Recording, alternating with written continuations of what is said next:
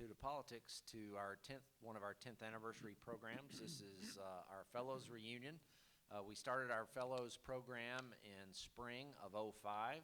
We have our 2 original Fellows as part of this program today and tomorrow, and we've got a whole bunch of the ones who followed them, so we're very, very excited. So thank you all for coming out today.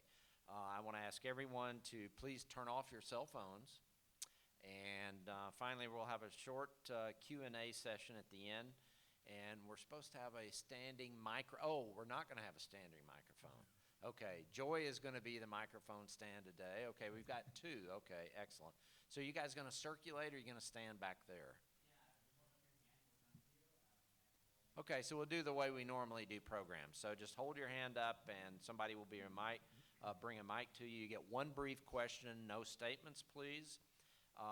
You have all the information about the fellows in your extensive program, so I'm not going to do any introductions other than to say to my left is Tom King, followed by Mr. Kevin Jackson, Wilma Goldstein, Paul Curcio, and Jerry Austin. And thank all of you for joining us for our first Fellows Reunion. I'm going to ask if each of you, and I'm going to start, Tom, with you, ask each of you to speak briefly about what you've been up to since your fellowship. Well, I'm still doing elections. I'm still getting hired by people. I'm still, and I've won a few, including the primary for lieutenant governor in Virginia, which is an interesting state this year where, as everybody knows, I think, there's only 2 elections, one in New Jersey and one in Virginia. So being part of that political activity is rather interesting. So we shall see. Kevin Jackson of the Black Sphere. My team is still running our website, which is our messaging, if you will. I just came off of a comedy tour. Believe it or not, it was called the Reparations Comedy Tour. I had 4 white guys working for me. That's the name. And other than that, as my grandfather used to say, the grass grows, the birds fly, and I give liberals a lot of grief. Doesn't bother me. Okay, can you hear me? Okay. Well, when I came here, it was the end of about a 1.5-year period after I officially retired, and had decided that what I was going to do for at least a year was just get up every day and decide what I wanted to do. Just about the time that was starting to get really old, Joe Gaylord called and said, I think Bill would like you to come out to the Dole Institute and be a fellow. And so I did, and it was, for me, it was that boost that got me to say, okay, you know what you wanted to do when you retired. You have a list, not a bucket list, folks, but a list of things that you want to pursue, so start doing them now. And it gave me the energy to do that. So my activities, a lot of them revolve around music, especially jazz. Other things, I tutor children in 1st grade in reading because we have this difficulty or challenge, particularly in our area schools, and I think all over, that if by 3rd grade children are not up to speed, they don't pass. So that's really been the most rewarding thing I've done. And other than that, keeping up with my friends and occasionally reading about politics, which is painful. I'm having a great life. Mr. Curcio? Thank you. I'm Paul Curcio. I was here in the fall of 2005. I am a media consultant. That's a jargon for my firm produces advertising for political candidates. We do it on the Republican side, and that is what I had done for about a decade prior to coming to the Dole Institute, and it's what I've done for the almost decade since then. And my topic when I was here all surrounded the topic of political advertising. We talked about the history of it, how to write scripts, media buying, and all of that sort of thing, comparing it to political advertising to product advertising. What are the similarities and the differences? So that's pretty much what I'm doing. This election cycle, I'll be doing the governor's race in Texas, Senate race in Louisiana, and governor's races in Minnesota and Illinois. Jerry Austin. I was here in the fall of 2007, and since then I made sure that Barack Obama won Ohio twice. And the way I did that was by not having anything to do with either of his campaigns. What I'm working on now is two things. One, I'm retired from doing campaigns, but I'm working on spending a lot of time with 3 grandchildren, since I didn't get a lot of time to spend with 3 children during my professional career. But I'm working on a project that's co-sponsored by the University of Akron Dole Institute, where I teach, and the American Association of Political Consultants. And I've been interviewing 40 so far, longtime political consultants from around the country, both Democrats and Republicans, to basically tell me their stories. These folks would, most of them would never write anything other than something that's 30 or 60 seconds long. But when you put a microphone in front of them and get into a discussion, they have great stories. And these stories hopefully will be published in a book at some point. They're basically stories that would come under the headline of "You can't make this stuff up." And those of you who've been involved in politics or know about politics, there are some incredible characters that we've met along the way. They're great stories. There's no kiss and tell, and hopefully they'll be coming to a bookstore near you in the near future. Well, Okay. If I may, I came back to the Dole Institute after my time here in '05 and met Jerry. I knew Jerry. I didn't know Jerry. I knew him by reputation and by name. And he got talking about these stories that he had done. This was prior to his book, this formal book deal, I gather. And he was telling me about some of these stories. And he said, "Oh, I'll send you some of these." Well, they are hilarious. They are hilarious. So, in advance, and without having seen anything that he's written, I will in advance commend his book to you, because I'm sure it's going to be very. Yeah, very, and in very advance, funny. I'll ask Jerry to come back to the Dole Institute and we'll talk about it, and all of you can come and hear the stories. We want to talk this afternoon about the future of the 2 parties. Now, two of our guests on this panel said to me at a small lunch we just had with our team here at the Dole Institute, I'll be happy to give a little bit of context on the parties at the beginning if you'd like for me to. Well, that's exactly what I want to do here, is I want to ask everybody to talk put a little bit of context on where the parties have gone from 20 or 30 years ago to today. Both parties have gone to their ideological fringes, and is that a good thing or not? Well, Jump in. Yep, I'll start. I like to look at things visually. If you look back, say, what is this, 2003? So let's say certainly 40 years ago, and probably even 30 years ago. If you can visualize, let's see, from your vantage point left, so this is the Democratic Party, right is the Republican Party. The Democratic Party was left of center-ish. The Republican Party was right of center-ish. But there were some tentacles in each one that sort of dipped a little bit onto the other side. So, for example, there were Democratic senators from Idaho, from Wyoming, from Utah, just to give you 3 examples. There were Republican senators from Vermont, Massachusetts, and not this, 15-minute stuff like what just happened in that special election in Massachusetts, but honest to God, several-term Republican senator. New York, Maryland, arguably one of the most liberal, if not the most liberal state in the country, had a Republican senator. He was a liberal Republican, but that's the point. So they were like this. Now, it's like a barbell. The Republican Party is the firmly conservative party. The Democratic Party is firmly the liberal party. And it has evolved over time that way. And I'm sort of a simple man. I look at this and I say, well, this, to me, it explains everything. It explains exactly what's going on right now. I'll speak as a relatively conservative Republican. I'm aghast, absolutely aghast at what the Democratic Party has become. I'm aghast at what, to my way of thinking, the Democrats and liberalism want the government to be in control of everything. And they want to tell us what to do and nanny state and all that stuff. And I'll let our Democratic friends here, I'm sure they're aghast at our party, that they can't believe that we would, Correct. that we believe that we would believe what we believe in. But I think that's really what's happened.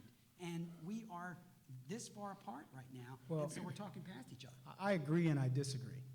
I agree that there's polarization. I think what caused it is more of a media. It's what you've been taught to believe about the parties. So I'll give you an example. They will tell you that Republicans are homophobic and they're racist and all these other things, when that's in fact not true. It's just blatantly a lie. And I'll give you an example that I talk about in one of my books. It's called Sexy Brilliance. Cher has been given, I think, 5 GLAAD awards, which are the Gay Lesbian Awards. Dick Cheney's been given none, by the way. Dick Cheney has a gay daughter. She's been gay. He's known about it a long time. They firmly accept it. Her daughter and her spouse or mate, whatever, they've adopted a child. No hoopla, no nothing. But Cher's daughter, Chastity, wanted to become Chaz, and did, and Cher had a conniption. Now she's getting GLAAD awards, and Cheney gets ridiculed as being homophobic. You're being fooled into believing there's this polarization, and you're being fooled into believing that the Democrat Party is the party of all good, and the Republicans are mean-spirited capitalists that always want to step on somebody's throat. You're sold these things. You're sold that, I use this example, you're sold that blacks, for example, are heavily liberal, they're Democrat, and you're also told, but they're very conservative. That's a lie.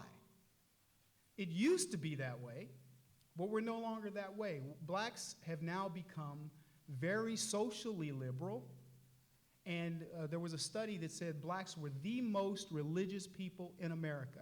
And I said blatantly, that is a lie.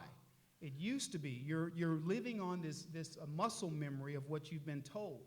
Blacks are not religious. We've gone to a level of religious morality that it's a moving target. And I'll give you an example. There's a show called Bait Car, where they film guys stealing cars that cops have set up as bait. 2 black guys get into this car, and the first thing the driver says is, "Oh, thank you, Lord. I can't believe you left this car here for me." Now, you could say, yo, he's religious. He made the sign of the cross. He tells his buddy on the other side, make the sign of the cross, and the guy does it reluctantly. He doesn't even know how to do it. They drive down the road. The cops shut down the car to obviously repossess the car and to get them for grand theft auto. And the guy goes, "Oh, Lord," when he sees the cops in the back of the window. Now, he finished it off being religious, didn't he? But that's what we've become. We've become this idea of what religion is. So you're being fooled. And what my group does is we look at all these messages and we say, these messages are mixed messages. Well, I let's think get back Tom to or the, Jerry let's get back wants to a the rebuttal. topic of parties. Just as a partisan remark, I've always respected the Republican Party of Bob Dole. I got a real tough time with the Republican Party of Ted Cruz. But getting back to parties, you have to define what you mean by party. Now, we're talking about national parties.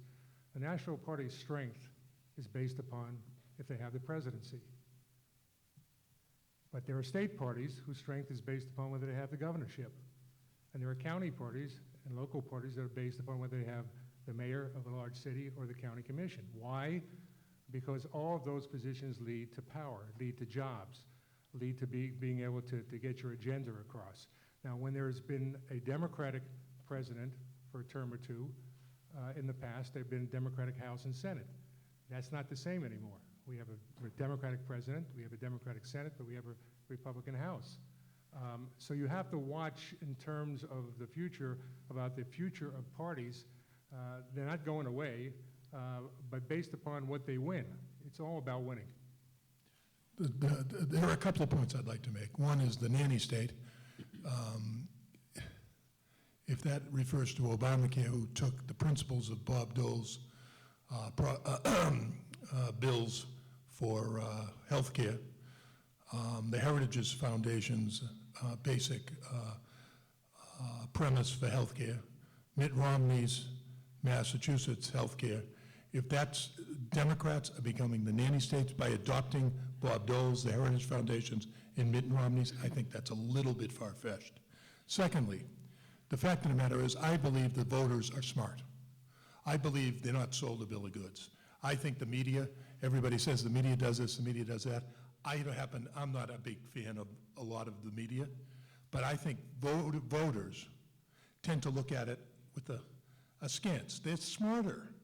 If they see something on TV, they figure it out. And as far as African Americans being conservative, liberal, I think the first thing you see is you look at rhetoric and you look at what people say about you. And I think half the reason that women are moving towards Democrats in every national poll, in a lot of these elections, whether it's North Carolina or Virginia, it's because of the fact that they seem to be attacking women. Now that's, is that a fair statement? Not, I don't think it's fair or unfair, but that's what people hear. I hear something different than you hear. When somebody says you have to do something under government mandate, by the way, conservatives used to be against government mandates, but a woman has to have an ultrasound, an invasive ultrasound, they think differently. Women say, my wife being one, why are they telling me what to do? The government. The government? Oh, is that a conservative or liberal?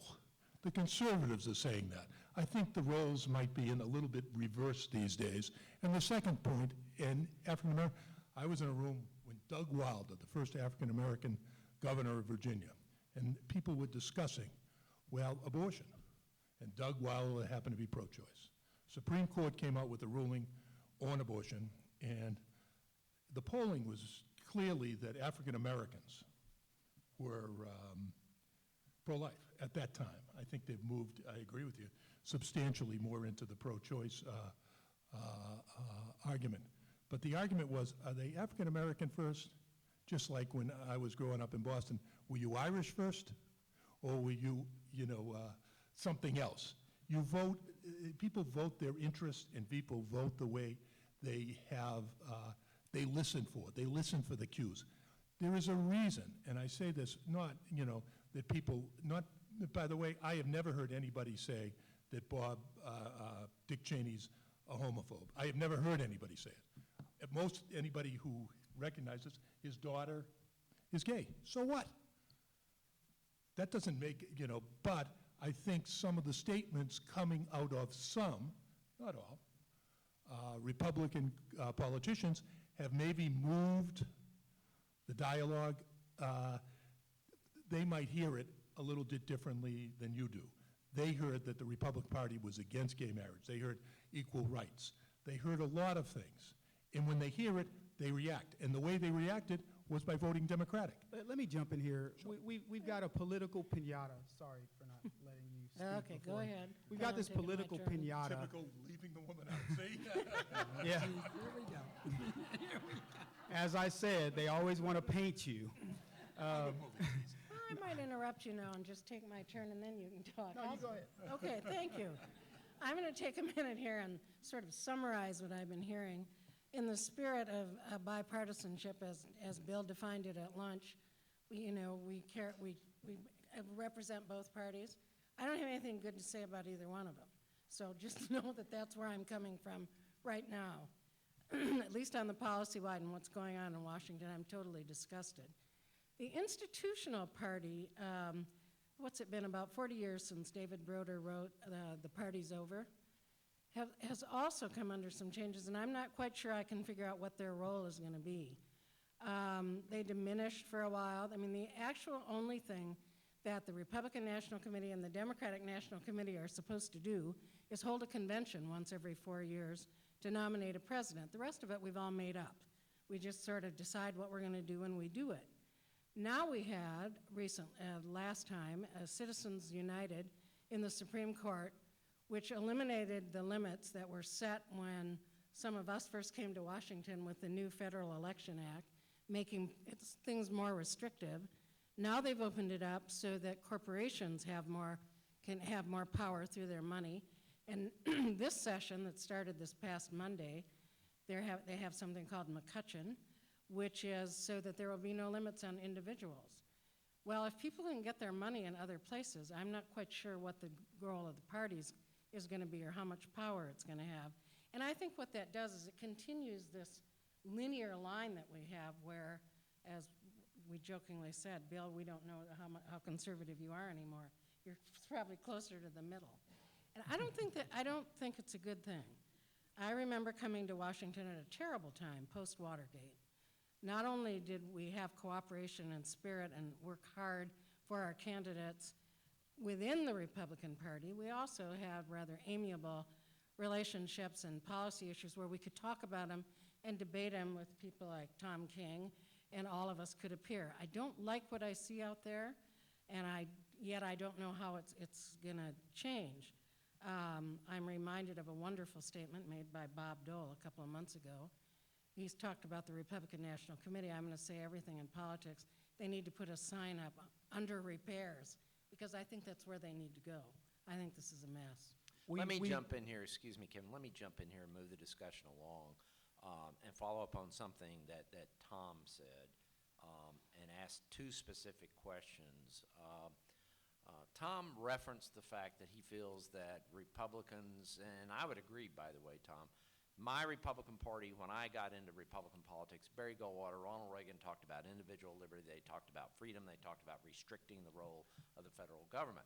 Haven't Republicans, A, gotten away from that more than they should, and B, what's been the impact, and Kevin, I definitely want to hear what you have to say about this, what's been the impact on the Republican Party of the Tea Party?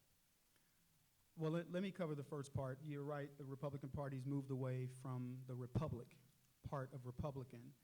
And I think that the farther that they move away from that, however, the more incensed, or the closer they get to the left.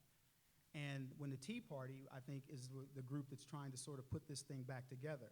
This is a group of people that really stand for small government, accountability in government, a representative government, all the things that I would tell you the people that formed this nation were about. Let me put it to you a different way. When you look at a guy running a farm, the way the farmers were years ago, you didn't have lazy farmers. There was no such thing as a lazy farmer. I mean, if you don't grow a crop, you don't eat. And we've sort of come to this thing where everybody wants something for nothing. Tom pointed out Obamacare. Obamacare is a layer of bureaucracy. It doesn't add a single doctor. It's not curing cancer. It's not curing any diseases. It puts a layer of bureaucracy in between you and your doctor. And they say, that's a good thing.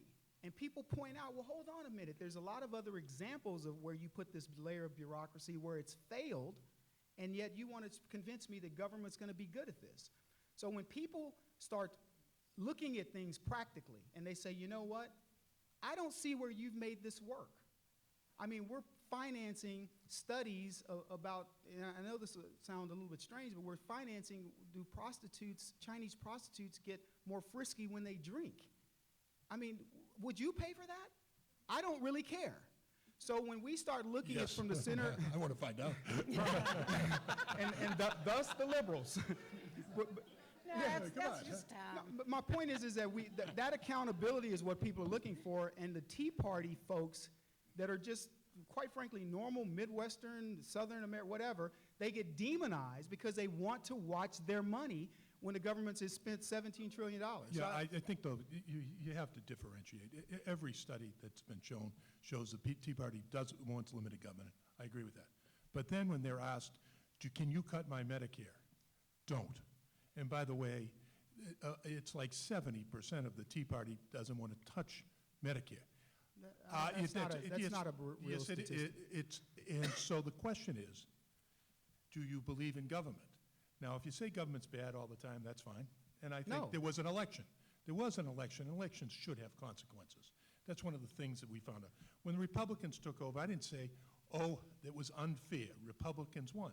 No, they took over the House. They won. Elections have consequences. Obama runs. Everybody runs against Obamacare. Everybody runs against Obama. He won. And, I mean, everybody's in legitimate ways. And he won Virginia. He won places that Ohio, Michigan, places that people say, oh, those were hard-hit states, and they had a different vision. He won. Now, in the Tea Party situation, and Tea Party people, I'm not demonizing Tea Party people. They're good people. But I think it is disingenuous to say they are for smaller government when in every poll, and I have seen in like probably 7 states when you ask Tea Party people about Medicare, because it was a fairly big issue last time. Where are they? They don't touch my Medicare. Keep government out of my Medicare. Okay, you saw that all over. Now, maybe that's the liberal bias of the news media saying, but I have heard it firsthand. I've seen it in focus groups, and I've seen it in the polls, that they don't differentiate in it. Now, by the way, I can make an argument, very strong argument, that some of the stuff they say is absolutely, and the things you cite are wasteful spending. I don't agree with it as having dealt with insurance companies that and have family in Massachusetts, that it's a added layer of bureaucracy and the doctors aren't going to treat these patients. I think it's a boon, by the way, for the insurance companies.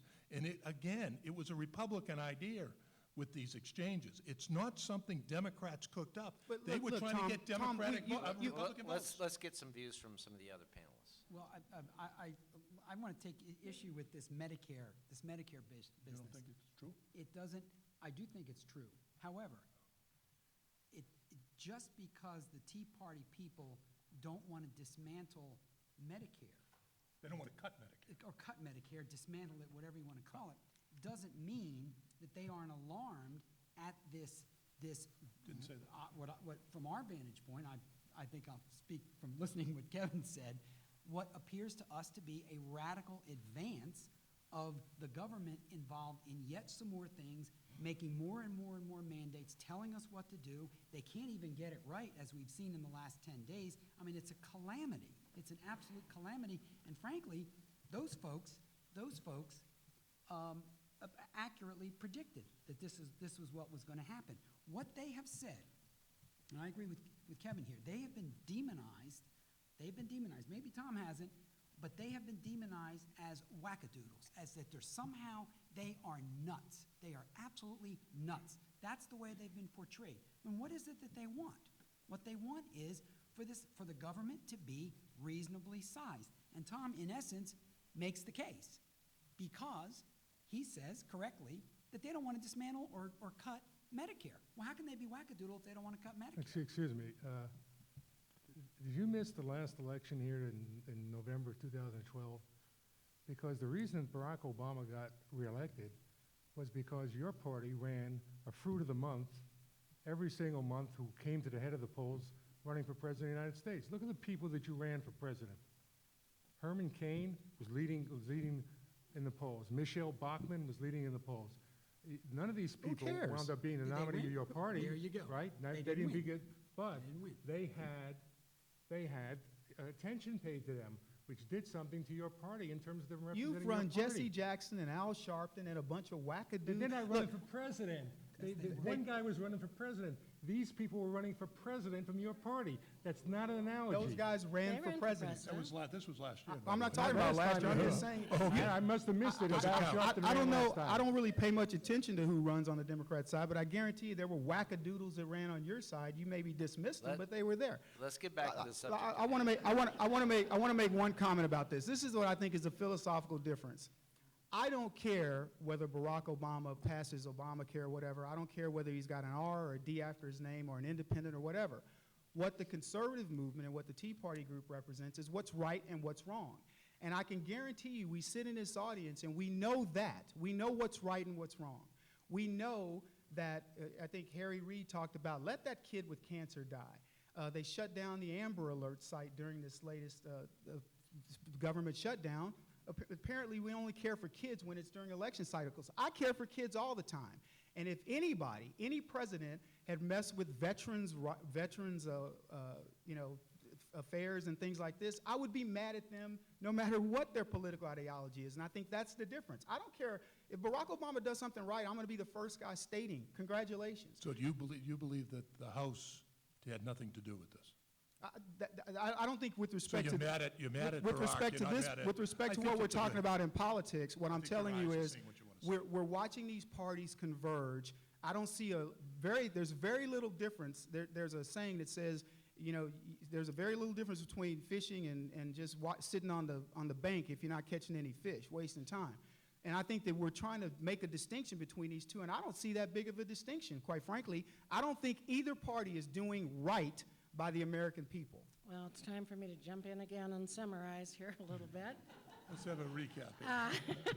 A blow-by. Well, here's my problem about the Tea Party, is because they are exclusionary. They decide who they think is a good Republican and a bad Republican, who's a bad Republican, and then they get involved.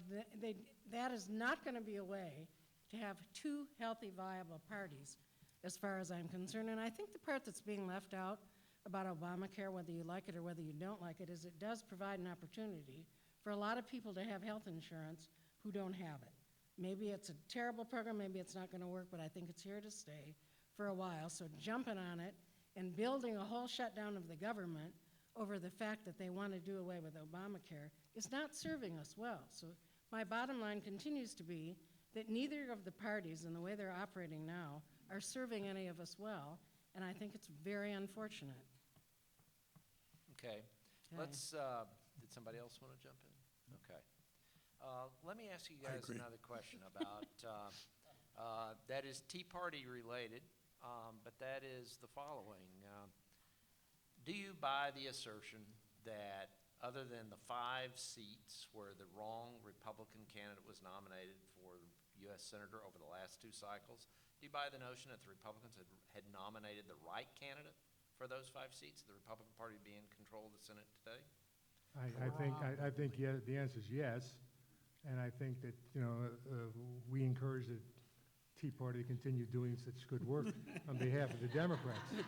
Is it really, though, is it really a Tea Party issue, or is it they're nominating candidates who are inexperienced? Well, they have all these candidates that you talked about had Tea Party backing, and they took out someone who probably could have won that general election. Missouri was a 3-4 term congressman, as I recall. Yeah, yeah, but that was a multiple field. 67% of the people voted against that guy.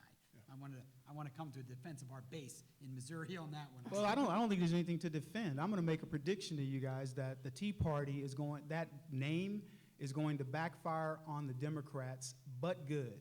You're going to find out that people are going to wake up and understand that as I said, these people don't have 3 heads, and they're not married to their sisters and and brothers. You're going to find out they're good, solid Americans that want to do right by this country, and when that catches up, it's going to backfire on the Democrats. And it's the same thing, I believe, in the black community. The black community is going to wake up suddenly and go, you know what, this isn't quite working out the way we thought it was, because we've gotten it all. Right now, you're nirvana if you're a black liberal. You've got the black president, you've got the black control of justice. I mean, black people all over the place doing all kinds of great things like it was something new. Wow, it just happened in the last 5 years. Anybody know Oprah Winfrey before this? That is going to backfire on the Democrats, and I love their cockiness. We won. Yeah, you said that in 2010. Politics is going to change because people are waking up.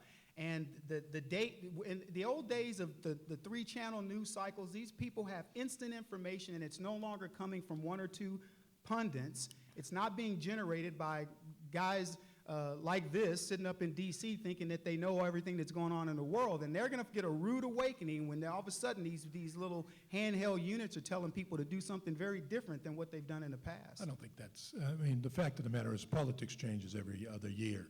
Who's in the White House does matter, the economy does matter, and the programs that people implement matter. And there is cyclical, and cockiness is not what I would call we won. That's a fact. That's just one solid fact. And the cockiness that you see isn't about the Tea Party, because I think, if you're looking at the future, I think, I have been shocked every 3 years or 4 years, somebody says, oh, there's going to be a growth of the independent, there's going to be a new party. I think right now what you're seeing is a fissure in the Republican Party, not the Democratic Party. And by the way, I am shocked at that, because for all my life, it has always been the liberals versus the moderates in the Democratic Party. This time it is the Tea Party versus the establishment Republicans. By the way, sometimes I'm with the Tea Party, sorry to say. Sometimes I'm with the establishment party of the Republicans when they're having this fight. But what you're seeing is a libertarian probably is going to elect McAuliffe in Virginia, because he's going to take enough votes away from Cuccinelli. You can see that in a lot of these elections. And if the Republican had nominated a Tea Party person, sometimes there would be a third party there that would gather votes also if you nominate a Republican. They're going to be a problem for the future of the Republicans, in my opinion. Just as Ralph Nader cost Al Gore the election, you can see how this kind of movement is going to, if you don't elect me, I'm going to run as a third party, and then you have people just on the right, or just, we're moderate. Hey, this is a moderate country. Anybody who thinks it's a way right country or a way liberal country is crazy. Just look at the results of the past election. Let me go back to this consequences of winning. Consequences of winning works both ways. We talked about the consequences of winning because a Democrat was elected president, but the House is Republican. So what does the consequences of winning mean about the House being Republican? It means that they could take a look at the food stamp program, which 76% of it goes to children and seniors and veterans, and say, we want to do away with this, or we want to have a work requirement here. At the same time, they allow farmers, including a congressman from Tennessee, to get $3.5 million a year not to grow any food whatsoever. See, But he votes against food stamps. You have a governor of this state who was elected by the people of this state who wants to do away with food stamps. Now, maybe you've never been hungry before, or maybe you don't know people who've been hungry before, but what's wrong with feeding people who are hungry, See, period? that's how we get into these. That's exactly how liberalism works. Is it gives you a scenario that's But you're both doing it. You're doing it too. I'm not doing it. Let me explain something Well, to you. why don't you try? I'm a child. Excuse me. Why don't you just try talking without using liberal and conservative? Why don't Happy you to just do talk it. I about grew that? up poor. I grew up exactly as he described. And I have a program called A Funny Thing Happened on My Way to Prison. I never went, but I should have been, according to him. It's not about stereotypes. Let me explain something to you. We have more fraud and waste in this government, and people know it. People like him know it. I know it firsthand because I have family members that defraud this government every single day, many of them, and they want to ignore it. Al Sharpton was asked the other day, of the 46 million people on food stamps, we can document 3 million of them who are there fraudulently, and he's saying, why do you want to cut the program? He's not even hearing the guy say, 3 million people are So let's stealing. do away with May the I whole finish? program. May The I whole finish? program That is not because what of 3 See, million. that's exactly how you do. You run to the edge. I did not talk about throwing anything away. What I said is what government needs to do is we need to look at the people who are stealing your money, because government is growing and growing and growing, and thus the Tea Party movement. Thus people that say, recognize that we are getting too big. You would do it in your own household. If I came into your home and you said, Kevin, be my guest, and I ate everything in your refrigerator every day, at some point, we're going to have a conversation, I bet you. So all we're saying is that there are many things in this government. We can admit it. Tom just admitted it. There are things that this government does that we probably wouldn't spend our money on. I think we can all agree. Do we agree it's 50% that should be cut or 2% that should be cut? I don't know, but it should be cut because you don't get $17 trillion in debt going to sleep at just willy-nilly. That's what this is about. So it isn't ideologically that you're right and he's right or whatever. Right is right and wrong is wrong. When you're spending $1 trillion more than you bring in every year, I would venture to tell you, you got a problem. I can't overspend in my house and then go down to my basement and print money. Let's get back to the two parties. Let me ask Jerry and Tom a question. There was a substantial group of Blue Dog Democrats in the House until the 2010 midterms, and they pretty much got wiped out, decimated. What does that say about the party, and how does that affect the Democratic Party? Well, what it says is about understanding what gerrymandering and redistricting is all about. And every state has their own way of drawing new congressional lines every 10 years after the census. In my state of Ohio, it's basically the governor, the auditor, and the secretary of state. Whoever wins 2 out of 3 of those will draw the lines. And the Republicans won 2 out of 3 of those in 2010 and drew lines that basically guarantee that the Republicans who won in 2010 will be there for the next 10 years, and the Democrats will be there for the next 10 years, and it won't change. Other states just like that, and so I don't think you'd see much of a change in the next 10 years. The Republicans did win those seats in 2010. Wait, hold on. Not in Ohio. I can't let this go by. I mean, the inference, Do that again, I like that. you like that? There, good. How about this? But the inference, Jerry, of what you just said is that but for the gerrymander, those voters that Bill is referencing, I'm not talking about the Blue Dog Democratic members, but the people who were once Democrats, it is an incontrovertible fact that they have drifted away from the Democratic Party. And I go back to my visualization of this. And this happens on both sides. I'm not here to tell you Look at that the suburbs. that it's only Look at the exactly, suburbs. Tom's right, that a lot of those folks were culturally and by generation Democrats, but they were on the conservative-ish side. They look at the National Democratic Party, and I'm going to use the L word because it's apt, and they see big L liberal, and they say, that isn't me. That's just not me, and they have drifted. Now, I'm going to say this about my party. A lot of people who were slightly conservative or who were Republicans, sort of Rhinos. Republicans on. You want me to raise my hand? Okay, yeah, on fiscal matters, but a little bit more moderate on some of the social issues, look at the Republican Party today and say, it's just a step too far for me. And so they're conflicted, and so some of them have drifted. Now, where's that happened? It's happened in New England. It's happened in a lot of the suburbs around the big cities in this country, not totally, but it has certainly drifted that way, and it's happened on the West Coast. I think, correct me here, I'm sure you know this chapter and verse, I don't think the Republicans have a single House seat in all of New England. I think we don't have a one, not a one. And it used to be that we probably had Those damn Yankees. at least 40, at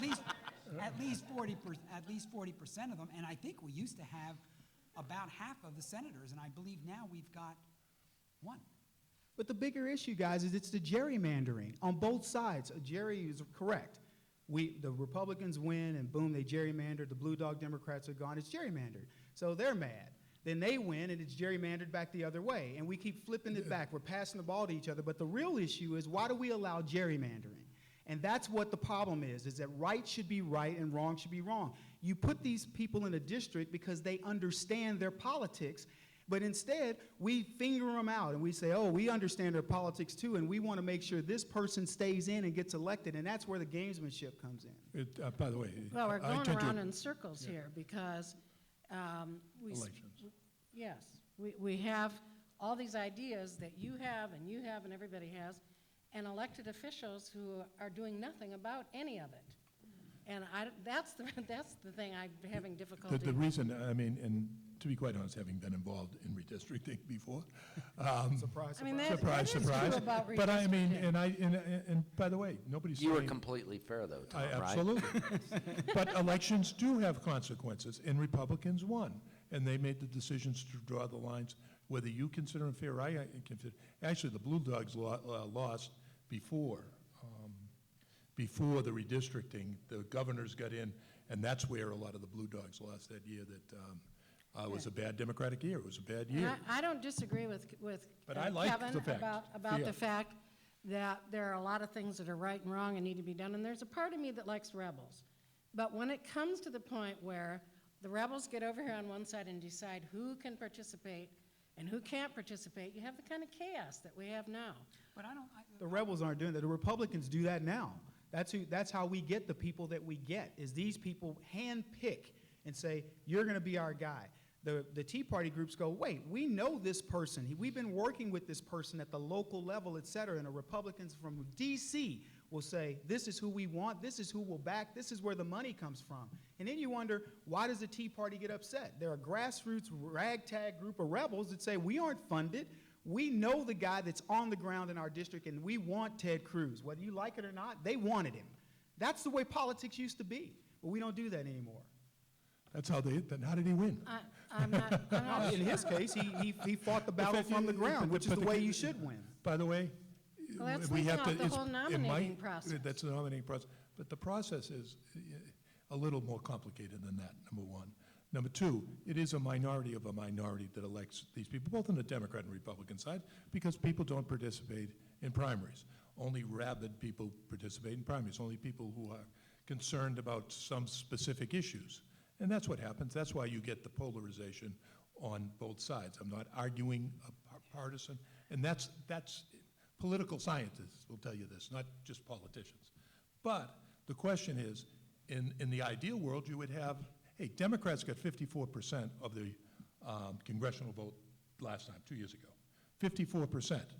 And they got 47% of the members of Congress. So it isn't just apples and apples. It is a little different than people perceiving, I think, that you perceive. Because all the things were packed into Democrats were in Democratic districts, Republicans are in Republican district, and they say 50, I think it's 15 probably, even maybe less seats that are really up for grabs. But I will say one thing, and this is, I would never have bet 3 weeks ago or 4 weeks ago that Democrats even had the smallest possibility to recapture the House. They don't. By the way, I would say that almost for certainty, but I'm moving away. These guys keep at it, and your 401k goes down the tubes, and and by the way, selfishly, I'm just talking about selfishly. I wouldn't, and who gets blamed in this shutdown? I have to say that everything I have seen so far is Republicans and Republican members of the House. Well, the last- I want to Jump move in. this along. Yes, thank you, Tom. Well, before I go nuts. Yeah, you set me up for my last question, so you did a good job. Thank you very much. One final question before we open up to your Q&A. We've got to get this panel, we started late, my apologies, but I want to get back on time.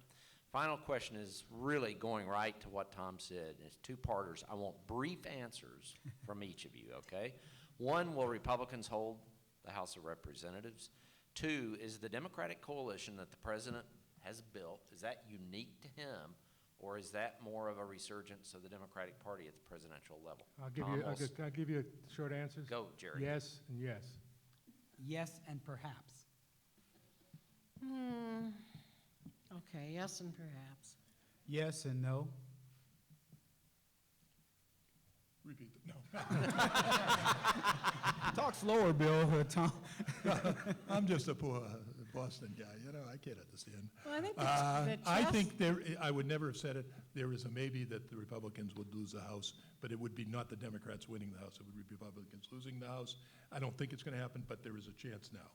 The second point I would say, I do believe it's a permanent because of the rhetoric, and I think words do have consequences, that Republicans have driven a lot of women, a lot of minorities away. I was talking to somebody earlier in this, one of your esteemed Is other this a short fellows. answer, Bill? Yeah, but it's an interesting answer. I'm quoting somebody else on this is why.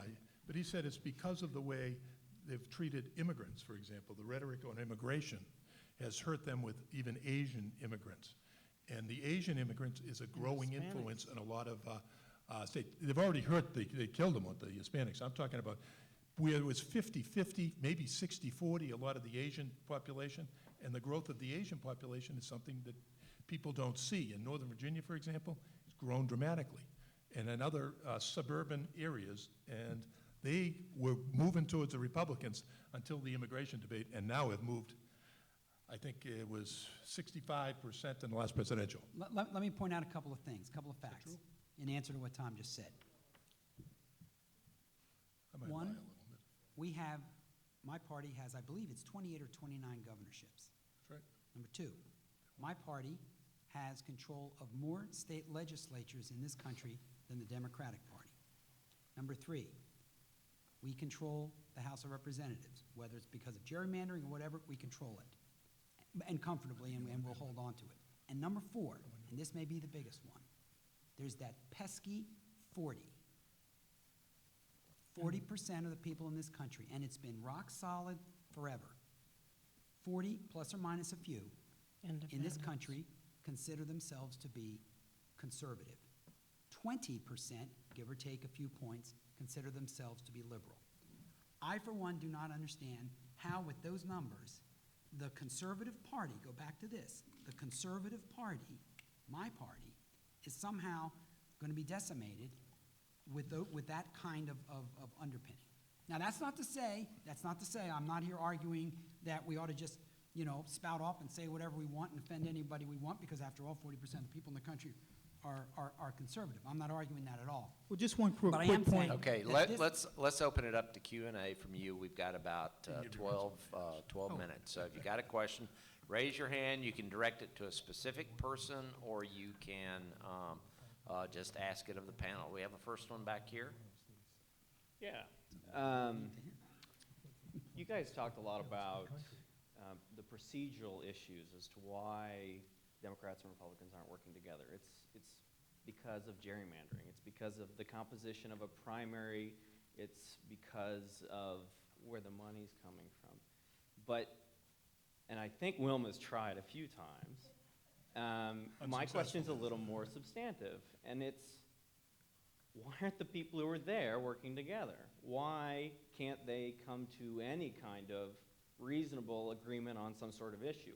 Bill and I aren't on the same side of the aisle, but we have regular conversations, and we find a lot of things that we could agree on in terms of policy changes. There's no money in your conversation. Exactly. There's nothing at stake. There's nothing Okay. nothing to gain. And then the other kind of thing. That's the most I'm cynical curious- thing. You guys No, are, wait a that's minute. a cynical. This The fact of the matter is, there are certain things they can't agree on.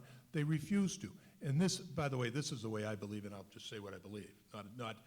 The fact of the matter is, they do not, a lot of people, I shouldn't say everybody, don't believe that Obama should be president. Now, you can agree or disagree, he won the election, but they do not want to work. And I can say that not because I make it up. I can read, I can talk to friends of mine who are Republicans. They do not believe that he should have any right to do any of this stuff. And it's a matter of, and now they have to. I think there will be a deal. And the That's same why. people thought that of Bush. Look, Exactly. they're carving up And the they cut a pie. deal. They're carving up the Differences. pie behind the scenes, and you're not getting it. And I'll give you a perfect example with Boehner. The Congress passes Obamacare, and we're upset because they're making us do it, but the Congress says we're excluded. So they're already telling you, we're elite. You're there, we're here. So we're, on the conservative side, we've got Boehner fighting our battle. Thank you, John Boehner. And then we find out there's a cabal. They're behind the scenes going, now let's make sure that this doesn't apply to us. Harry Reid and Boehner. You get what I'm saying? We on the conservative side are going, at least we have a champion. Now, we know that the left doesn't, we know not only do they want us to have it, that they're elitists, they don't want it either. I mean, they don't want it for themselves, but we wouldn't believe that Boehner would. And sure enough, he's behind the scenes orchestrating. I agree. So what I'm telling you, like I said, right is wrong is wrong. So what I'm telling you is that there's money. Why is he still there? There's money in it. Well, Have you called it for his resignation? I can't get rid of Boehner. I'm not a hitman. The point is, there's money in Boehner doing that and making sure his family. Barack Obama loves this legislation. Normally you vote for something, you're the first guy in line signing up for it. He didn't sign up for it, but you're going to be required to do it. All I'm saying, guys, is the pie is being eaten, and you're getting none of it, and you're getting fleeced, and we're sitting here going, is it Republican, Democrat, liberal, or conservative? It is politics being played with you, and we're talking about gerrymandering. Everything comes back to what they're screwing you over. I'll put it that way. I'm not, I mean, do I like the fact that the government has shut down? No, not particularly, but to me, the stakes are huge, and there are two very different worldviews going on here. And I'll go back to what I said earlier.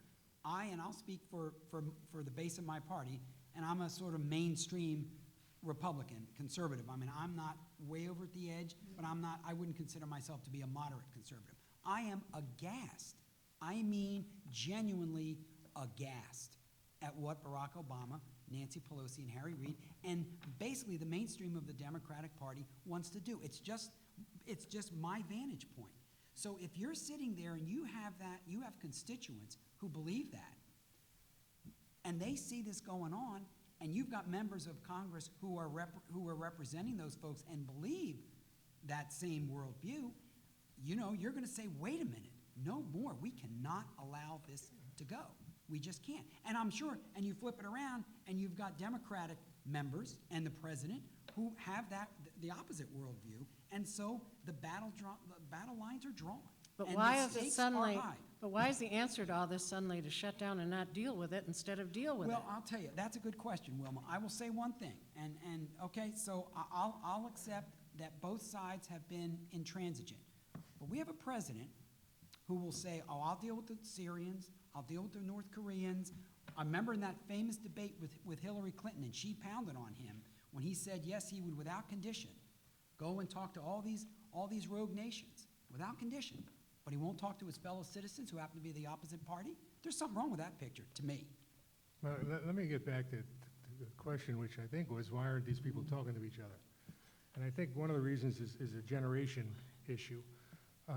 If you go back not that long, when you had Ronald Reagan as president and Tip O'Neill as Speaker of the House, besides being Irish and besides being basically the same age, they had an understanding of this country which is different, I think, than what happens now. I'll use Ohio as an example because when I got involved in politics in Ohio back in the late 60s, early 70s, and I met a lot of state reps and state senators, these were mostly gentlemen, there weren't many ladies at the time, who came back home to their communities from World War II and the Korean War, and ran for office and got elected to be state rep. Well, state rep at that time was a very, very big thing in Ohio. And when they came to Columbus, Ohio, they met other state reps who had similar backgrounds of being veterans of one war or the other. And they banded together to do things for the benefit of the people of Ohio based upon not politics, but based upon where they came from and who they represented. And yes, there were partisan things that they would disagree upon, but most of the things that they did, they agreed upon. That's not what it's like today. The people who represent us in Congress, Democrats and Republicans, they don't have anything in common. Right now, they come to Washington in a combative style, both sides, and you know whether the president should meet with people who he thinks or he calls, you know, people. I'm sorry, with the word terrorists.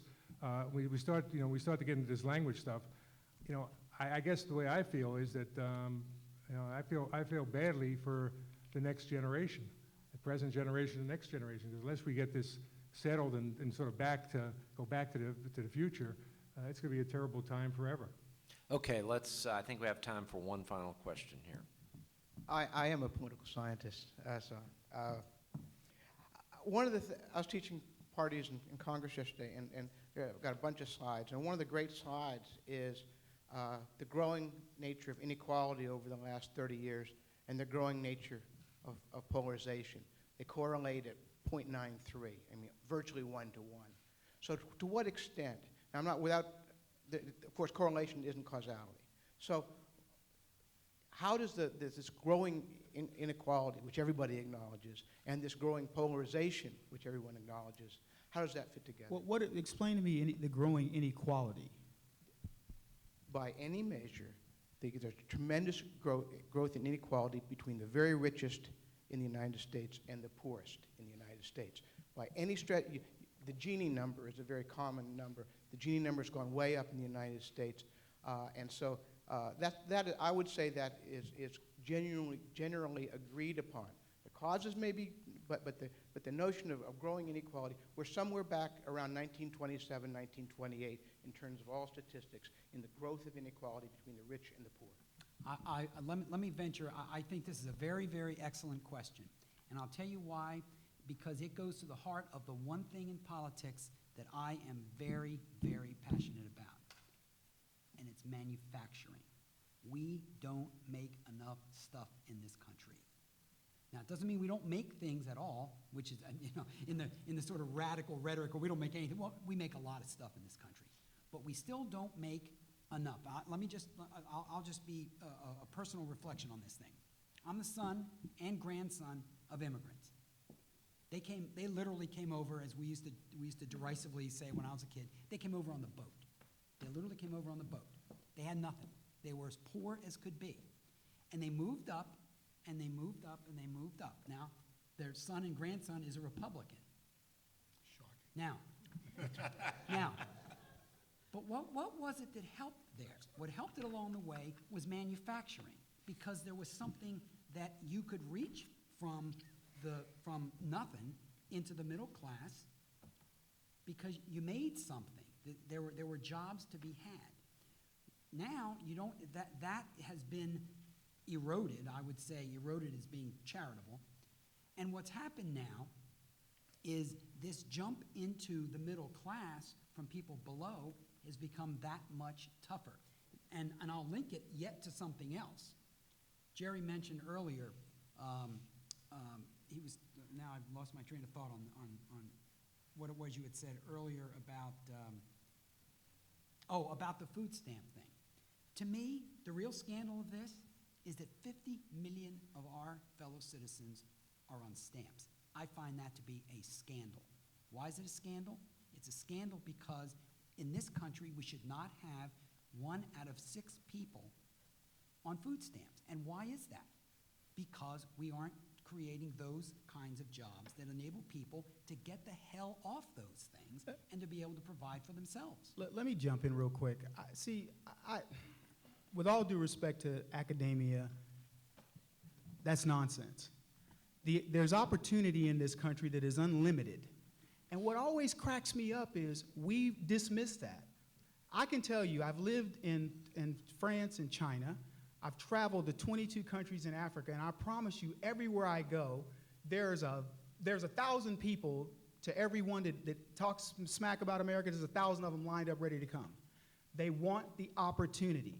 There is opportunity. You're looking at a child of opportunity. My mother died when I was 5. My dad was a perennial. He was in prisons all over this country my entire life.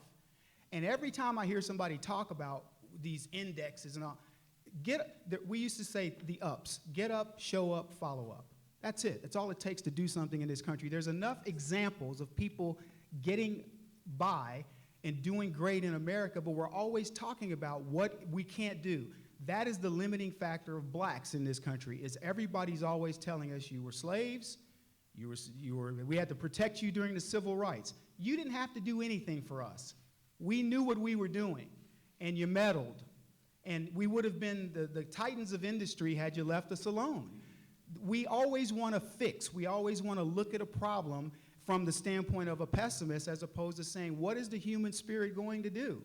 That is what I believe defines this country, and it's sickening, to be honest with you. I think that's one of the major things that's wrong with America right now. Let me just follow up here for a moment. I agree with everything that Kevin just said. It is, and it is policy that is holding people back and stopping this ascent up and stopping an environment an economic environment that fosters these kinds of things, so people can have, so these kind of jobs will be formed. Because we can't, these kind of policies where the government is heavy-handed and all that other stuff, it's driving stuff away and driving people down. What policy is driving things away? Yeah. Your EPA, OSHA, IRS, your tax policy. How many policies do you want?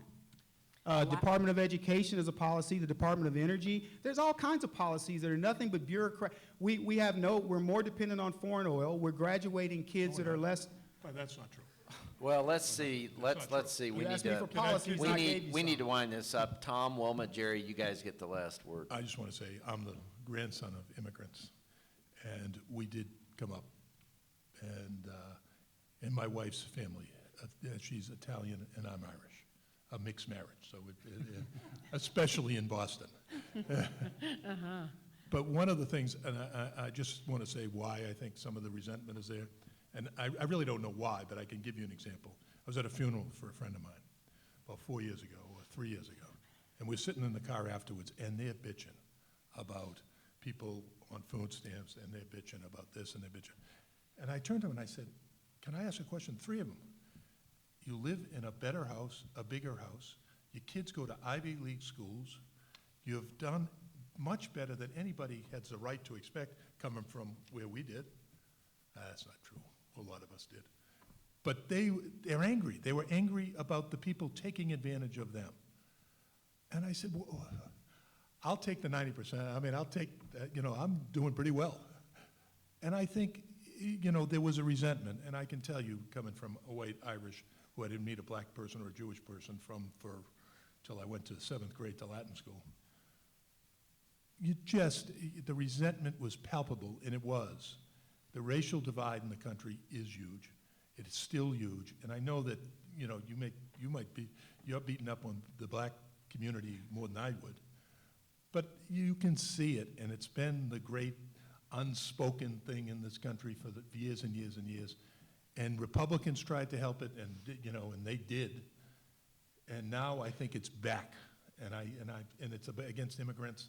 It's against people of color all over the place. And I think the language is reflected, the politics. And as a white guy who grew up in a segregated community, I will tell you, I see it all the time.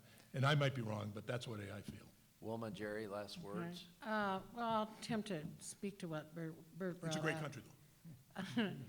I think if I were to describe America, now, as like the question you ask in focus groups, if somebody from Mars came here, how would you describe your country? Dysfunctional. I think that we have sort of as a nation reached middle age where we're not lacking in entrepreneurship, but we've reached the point where we're sort of self-satisfied, and we don't fight the procedures and the process part of places like government that get in the way. We just sort of stop at the status quo, and so nobody's trying to resolve anything. They're just trying to keep moving. But there's no attempt to challenge as many things anymore or to make a system that is more responsive. And in the process, we have lost a lot of our middle class. I also think that we're at a time where we're seeing other countries like China and Russia and places like Brazil. They may not be our definition of democracy, but they're joining in. And so I think we have to start paying more attention to partnerships so that we can share some of those kinds of things, even though I don't like the fact that a lot of stuff is sent to other countries. I just think we're lacking in comprehensive ways to change where we are now. Jerry, you have anything to add?